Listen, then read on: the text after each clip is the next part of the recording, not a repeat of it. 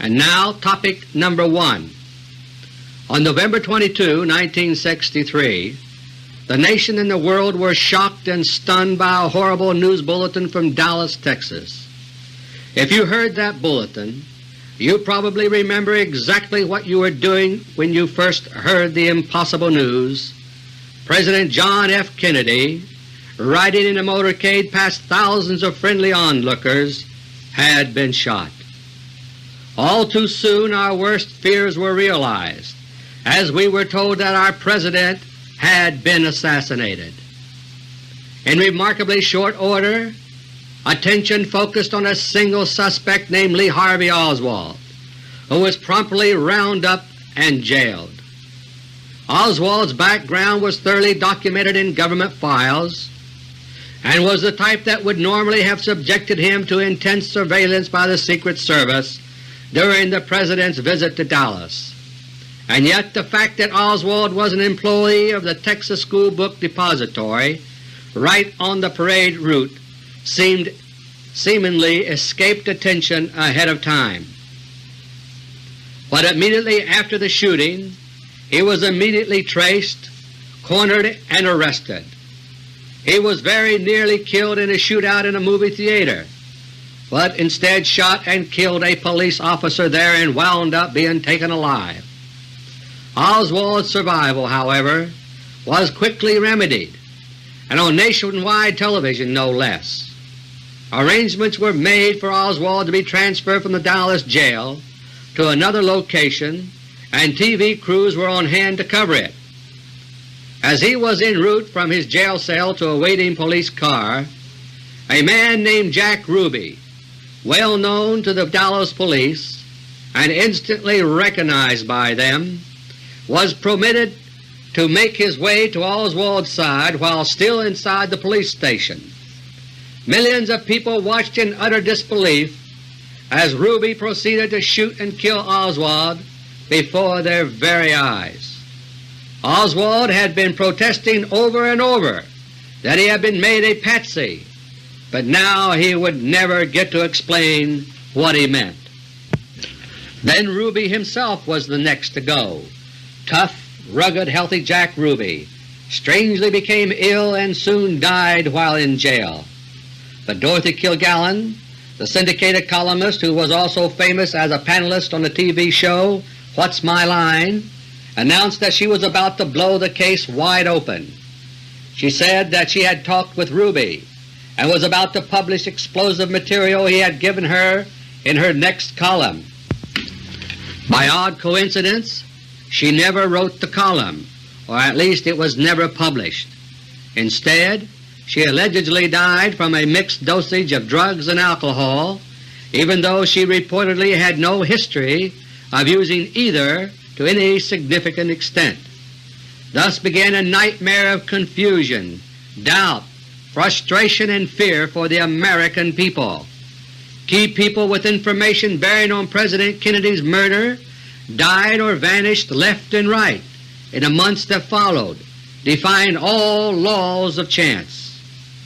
The government's official investigation of the assassination was carried out, of course, by the Warren Commission, appointed by our new President Lyndon Johnson. The Commission was chaired by the then Chief Justice Earl Warren, but was actually guided to a considerable extent by a senior member of the Commission, then Congressman Gerald Ford. Ford's political star rose continuously from then on, and of course he is now our first appointed President. The basic proposal for the 25th Amendment to the United States Constitution, under which both Ford and Nelson Rockefeller acquired their present offices by appointment, was introduced in the Senate only 3 weeks to the day after President Kennedy was killed, almost as if it was ready and waiting. This proposal was introduced on December 13, 1963 by Senator Birch Bayh, who had been put into office by none other than Nelson Rockefeller. After the Warren Commission completed its work, Ford wrote a book strongly defending it. There is now a growing hue and cry to reopen the case. But if you think President Ford will ever do it, at least voluntarily, you had better think again. All of this is no doubt familiar to you, thanks to the efforts of numerous others who have uncovered and publicized various matters relating to the assassination. But, my friends, firm and clear answers still have not been given to you by anyone, to my knowledge, on two absolutely central questions. Why was John Kennedy killed, and how? Over the years we've been inundated with facts, allegations, and theories through articles, books, radio and television programs, and what have you. Yet these most central questions remain unanswered. I think this is why I am being bombarded with questions about the JFK assassination, and I think the time has come for me to tell you what I can about it. First, the question of why President Kennedy was killed. During the summer and early fall of 1962, Senator Kenneth Keating of New York embarked on a campaign to alert Americans to the presence of nuclear warhead missiles in Cuba, aimed at the defenseless underbelly of the United States. For months he was ignored, scoffed at, and ridiculed by appointed officials in the government. He might just as well have said, quote, "The gold is gone from Fort Knox," unquote. Obviously such a thing was too mind-boggling to be true. But after a while President Kennedy became concerned personally that there might really be something to Senator Keating's charges. He decided that in any case they should at least be seriously investigated so that the country's fears could be put to rest if they proved untrue. Such a course of action is nothing more than common sense, and once the President took a personal interest in the matter, it was quickly discovered that Senator Keating's patently ridiculous charges were true. We all know that within a matter of days, with the United States on a worldwide military alert, President Kennedy went on nationwide television to tell Americans about the missiles and to demand that Russia remove them immediately. The Cuban Missile Crisis was upon us. A lot of Monday morning quarterbacking has been done in the years since. Many things have been debated, such as whether or not he was wise in not demanding on-site inspections of Cuba afterwards to guarantee that all the missiles were really gone.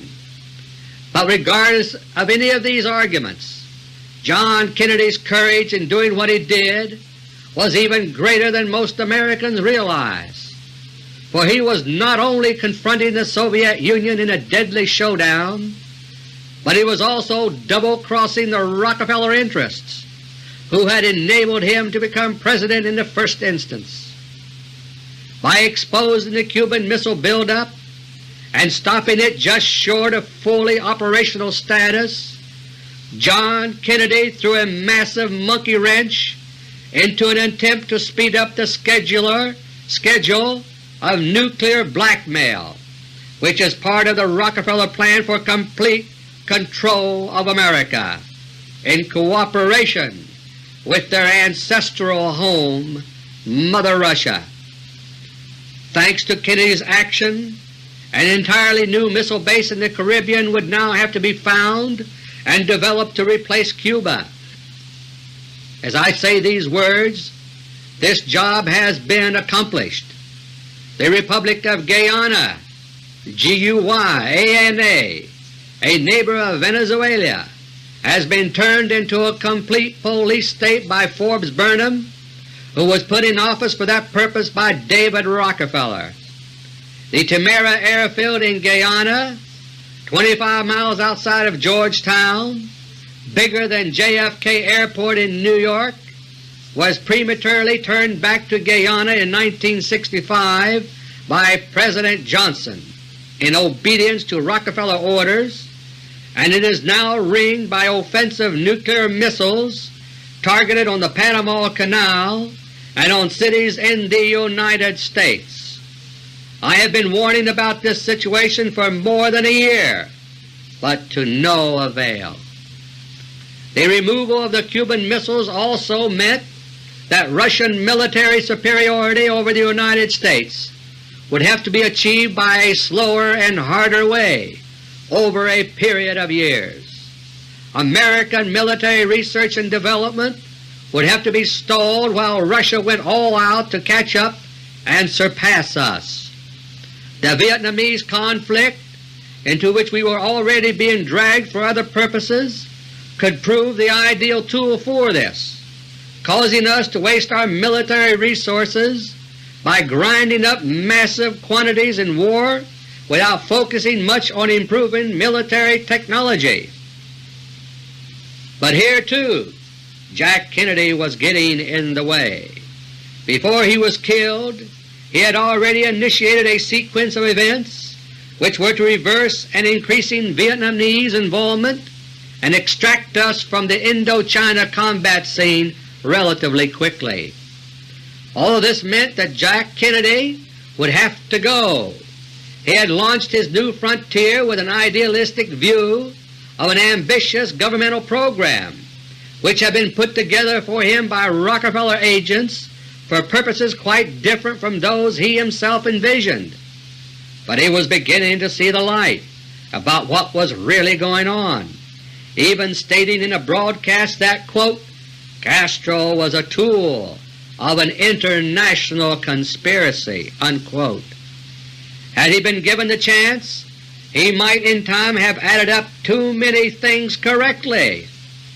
For his great act of brave patriotism in the Cuban Missile Crisis, President John F. Kennedy thus became a marked man.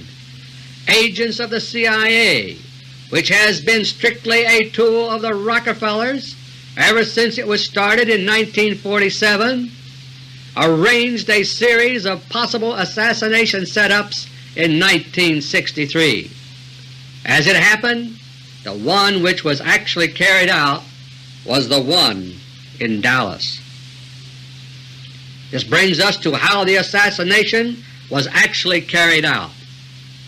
Unfortunately, I know of no delicate way to discuss this aspect of the case, which is critically important.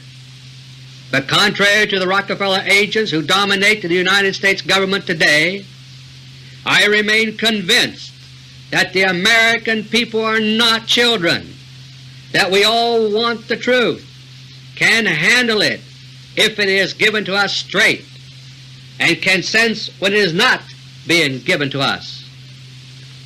As you know, the Warren Commission concluded that Lee Harvey Oswald acted alone in killing President Kennedy. But this conclusion, which has been elaborately and vigorously defended by Gerald Ford, Walter Cronkite, and many other camp followers of the Rockefellers, rests on a premise that is a complete insult to the intelligence of every American. This premise is the so-called single bullet theory. According to this theory, my friends, which was the official judgment of the Warren Commission, a single bullet fired from a barely operable 20-year-old rifle by a poor, repeat poor, marksman named Oswald passed through President Kennedy, changed course, went through a car seat, struck Governor John Connally, smashed a rib or two, then smashed his wrist, then injured his leg, leaving behind fragments which Connally still carries in his body today, and then ended up in perfect laboratory specimen condition, completely undamaged except for the ballistic marks used to trace Oswald's gun.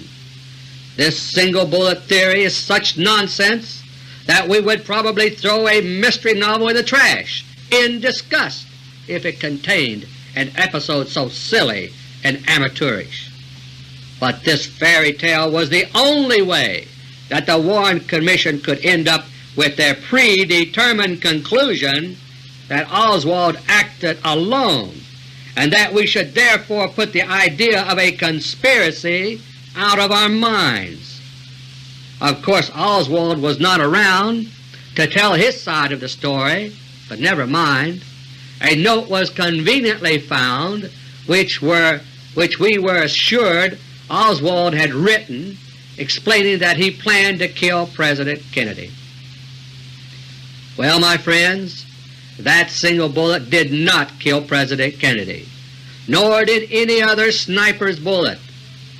In fact, technical analysis of the famous Zapruder and associated films, done secretly for me, reveals the President was murdered by means that were far more reliable than even the best sharpshooters.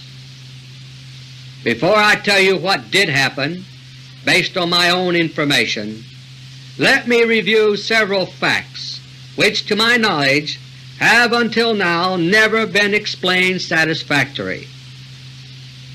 These facts are gruesome, but they have to be observed and analyzed objectively if the truth is to be known.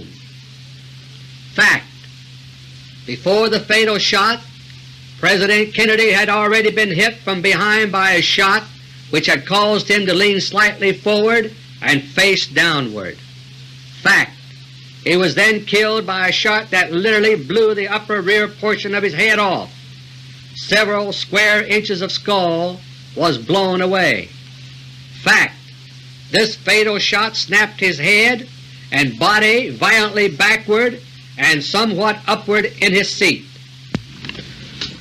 Fact: debris from President Kennedy's head exploded to the rear, landing all over the left rear deck of the open-top limousine. Kennedy was sitting in the right rear seat.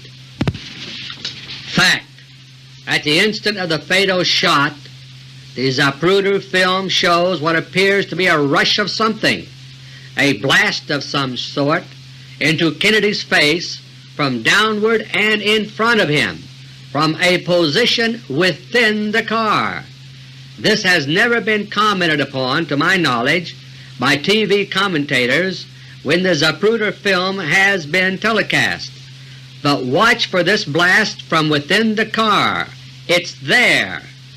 Fact: the presidential limousine in which the assassination occurred was dismantled and destroyed within 48 hours. This was a grossly illegal destruction of material evidence. Fact: pathologists and researchers who have recently been admitted to the National Archives report that the remains of President Kennedy's brain, another crucial piece of evidence, is strangely missing, misplaced, gone. Here now is my conclusion. Based on these facts plus technical opinions which have been provided to me confidentially, I challenge the United States government to prove me wrong. The conspirators left nothing to chance or the vagaries of marksmanship. President Kennedy was killed by a device mounted inside the limousine and fired at him from point-blank range. The murder weapon was, of course, hidden, mounted inside the seat upholstery in front of the President. Based on the appearance of the blast in the Zapruder film, it's possible that the murder weapon was essentially an extremely sawed-off shotgun hidden in the seat upholstery ahead of him. But it appears much more likely that the blast was produced by what is known as a shaped charge in a special mounting. A shaped charge is a specially configured explosive device which essentially produces a focused explosion, that is, an explosion that mostly aims in one direction instead of going in all directions like a stick of dynamite. A shaped charge is what enables a bazooka to blast a Sherman tank out of action, and shaped charges come in many sizes, including some small enough to have been hidden easily in the Kennedy limousine. An advantage of the shaped charge from the conspirators' viewpoint is that, contrary to a gun or shotgun, it would not produce a bullet or buckshot which might be found by someone in the vicinity and cause undesirable questions to be asked. The only problem with the shaped charge would be its noise. Such a bang would tend to attract the attention of others in the car. However, the conspirators knew that Jackie Kennedy would be too distraught and preoccupied with Jack himself after the blast to have such details register, and the driver of the car would also be preoccupied with the urgent business of trying to maneuver out of the ambush. But that still left Governor John Connally riding in the front seat ahead of the President. The sound of the shaped charge could be expected to attract his attention, even if it was muffled and partially lost in the confusion of gunshots from snipers. The possibility existed that Connally alone might be able to detect that some sort of device had been fired just behind him inside the car. Therefore, John Connally was a specific target in the ambush along with Kennedy. He was not, as has often been supposed, merely the victim of a stray bullet, much less the victim of a bullet that had first struck Kennedy as alleged by the Warren Commission. Connally was potentially the single most dangerous witness to the assassination, so it was imperative that he be incapacitated or killed outright. It did not really matter whether Connally was killed or just seriously injured, so long as his ability to observe events clearly was ruined.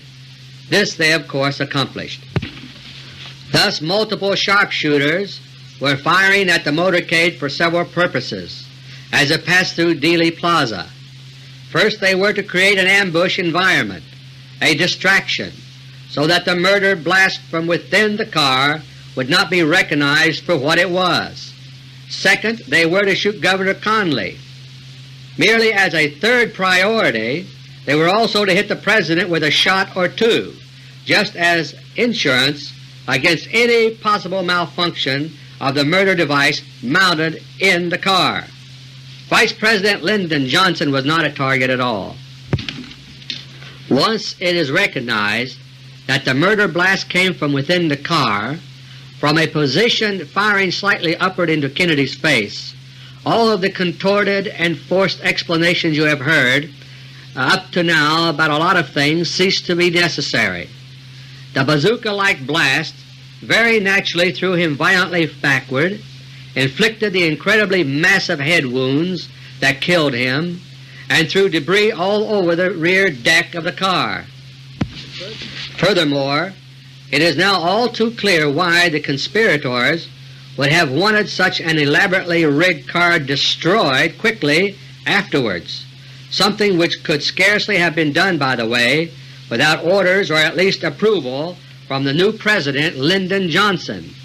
It is also obvious why Kennedy's preserved brain has been spirited away from the National Archives. One look at the wounds inflicted by the murder weapon in the car would cause all the conclusions of the Warren Commission to be thrown in the garbage bin exactly where they belong. With their new puppet Lyndon Johnson in the White House, the Rockefeller plans were once again safe. Indeed, the Rockefellers squeezed every bit of mileage they could out of JFK's death. As already mentioned, the basic outline of the 25th Amendment, cooked up by Nelson Rockefeller years before, was proposed to Congress only 3 weeks after Kennedy died. Also, seizing on the complete lie that he had been killed by a lonely loony with a cheap gun, a powerful campaign was launched to disarm the American people under the euphemistic banner of gun control. LBJ was used to ramrod massive chunks of the disastrous Rockefeller governmental program through Congress, all the time saying, "Let's do it for Jack." And the Vietnam War spigot, which Kennedy was preparing to turn off, was now opened wide by Johnson. The Rockefeller interests were thus served admirably. American technological creativeness was siphoned off to the benefit of Russia. Deep involvement in Indochina helped the Rockefellers to eventually attain control they desired over vast, high-quality oil reserves in that region which rival those of the Middle East and South China Sea. And the Rockefellers, who are the biggest munition makers in the world, the merchants of death reap tremendous profits at the expense of taxpayers' money and GIs' lives and injuries. But some important questions still remain to be answered concerning the murder of President Kennedy. 1. Was the device which was the proximate cause of President Kennedy's death triggered by someone in the limousine, or on the limousine, or outside it? 2. Who prepared this device for the execution of President Kennedy? 3. Who had control over the limousine immediately prior to its use in Dallas? To generalize is to omit. It is in the details of things where the truth lies. There is no doubt in my mind that a number of persons were involved in the conspiracy to kill President Kennedy. No doubt at all. It took a group of experts to install the death device, it took another group to cause distraction, and it took only one person to trigger the death device, the shaped charge, outside the limousine by remote control through a radio signal. President Nixon once said that only 3 persons in the United States understood power. One was himself, another was Nelson Rockefeller, the other was John Conley, who was almost eliminated in the Kennedy ambush. We all know that power corrupts and that thieves eventually fall out among themselves. Nixon has been eliminated and now only Rockefeller and Conley remain. Which will win the power play to rule us all? Are we reduced to these 2 power blocks? Are there no other alternatives? Who will remain to use the CIA as his own personal tool? Why not abolish this CIA, this private super-Gestapo agency now controlled by the Rockefeller brothers themselves? Why not have a congressional investigation and a grand jury investigation by opening the Kennedy assassination to answer these and other questions? I leave it to you, dear listeners. To be aware is to care, and to care is to act.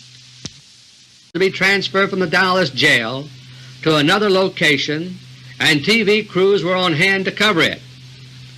As he was en route from his jail cell to a waiting police car, a man named Jack Ruby, well known to the Dallas police and instantly recognized by them, was permitted to make his way to Oswald's side while still inside the police station. Millions of people watched in utter disbelief as Ruby proceeded to shoot and kill Oswald before their very eyes. Oswald had been protesting over and over that he had been made a patsy, but now he would never get to explain what he meant. Then Ruby himself was the next to go. Tough, rugged, healthy Jack Ruby strangely became ill and soon died while in jail. But Dorothy Kilgallen, the syndicated columnist who was also famous as a panelist on the TV show What's My Line, announced that she was about to blow the case wide open. She said that she had talked with Ruby and was about to publish explosive material he had given her in her next column. By odd coincidence, she never wrote the column, or at least it was never published. Instead, she allegedly died from a mixed dosage of drugs and alcohol, even though she reportedly had no history of using either to any significant extent. Thus began a nightmare of confusion, doubt, frustration, and fear for the American people, early documented in government files, and was the type that would normally have subjected him to intense surveillance by the Secret Service during the President's visit to Dallas. And yet the fact that Oswald was an employee of the Texas School Book Depository right on the parade route seemingly escaped attention ahead of time. But immediately after the shooting, he was immediately traced, cornered, and arrested. He was very nearly killed in a shootout in a movie theater, but instead shot and killed a police officer there and wound up being taken alive. Oswald's survival, however, was quickly remedied, and on nationwide television no less. Arrangements were made for Oswald. And now topic number 1. On November 22, 1963, the nation and the world were shocked and stunned by a horrible news bulletin from Dallas, Texas. If you heard that bulletin, you probably remember exactly what you were doing when you first heard the impossible news. President John F. Kennedy, riding in a motorcade past thousands of friendly onlookers, had been shot. All too soon our worst fears were realized, as we were told that our President had been assassinated. In remarkably short order, attention focused on a single suspect named Lee Harvey Oswald, who was promptly rounded up and jailed.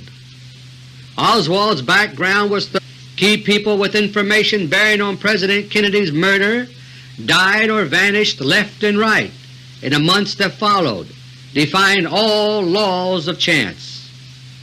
The government's official investigation of the assassination was carried out, of course, by the Warren Commission, appointed by our new President Lyndon Johnson. The Commission was chaired by the then Chief Justice Earl Warren, but was actually guided to a considerable extent by a senior member of the Commission, then Congressman Gerald Ford. Ford's political star rose continuously from then on, and of course he is now our first appointed President. The basic proposal for the 25th Amendment to the United States Constitution, under which